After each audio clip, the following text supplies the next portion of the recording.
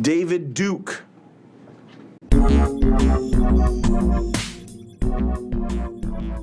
How about Tulsi Gabbard gets endorsed by David Duke? She just announces her campaign, and she's a Russian agent, according to NBCIA and all the rest of them, and she gets endorsed by David Duke. What a surprise! What a surprise!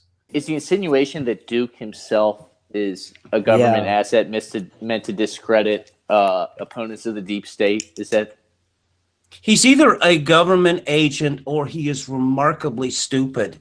And considering that he has, a PhD from the Ukrainian Technical Institute of Anti-Zionist Studies, one would have to assume he's a very clever man.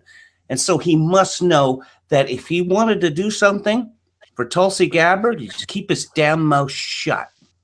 Kevin, may I bounce something off of you regarding Dr. Duke?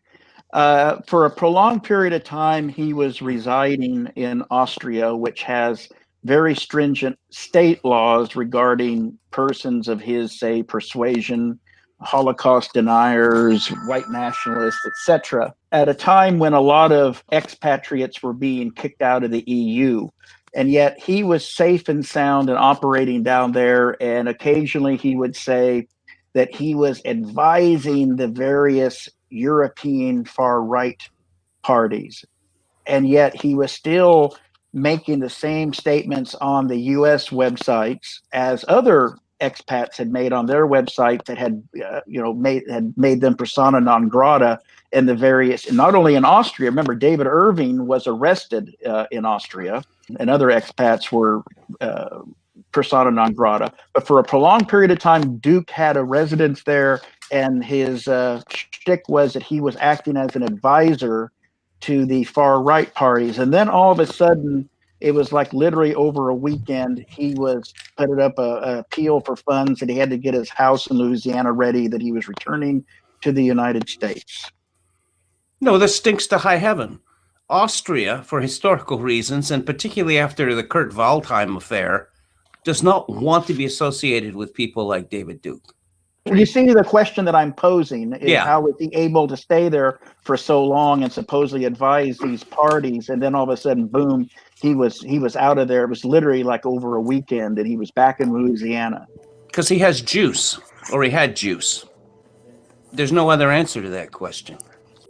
I mean, what, I'm an itinerant American with subversive political views, and I want to come live in your country. Why don't you live in your country? Why don't you go back to Louisiana? Well, to add more to it, Kevin, he was living in a very, shall we say, affluent and, not inexpensive ski resort community as well. And this was after, of course, he was released from the federal penitentiary for his tax problems. So, I alluded to earlier, people are targeted by the feds or elsewhere who have problems. And so you can connect the dots. I always thought that was interesting. I see these Twitter feeds and the like. There are still a fair amount of people who associate themselves willingly with David Duke. And I think that he serves a valuable purpose for the government of the United States, in that, he draws out idiots, people who could be useful to the government themselves. He identifies people. I mean, Duke has been discredited for so many years over so many different things that his purpose is to disqualify, smear people like Tulsi Gabbard, and to lead the United States government to people within the white nationalist movement who could be useful to USG. Well, he did it to Trump in 2016. Remember, he kept tweeting and tweeting. Yeah. And he kept Trump tied up, having to, David Duke endorsed you, David Duke endorsed you, and Duke kept it up and kept it up. And I always thought that was bizarre. Every time it was addressed, Duke would issue another statement or a tweet and say, well, Trump has adopted my policy, or I have inroad. He would keep feeding that beast. No one but white nationalists has paid any attention to David Duke for decades. I mean, I'm sure he has a very high opinion of himself.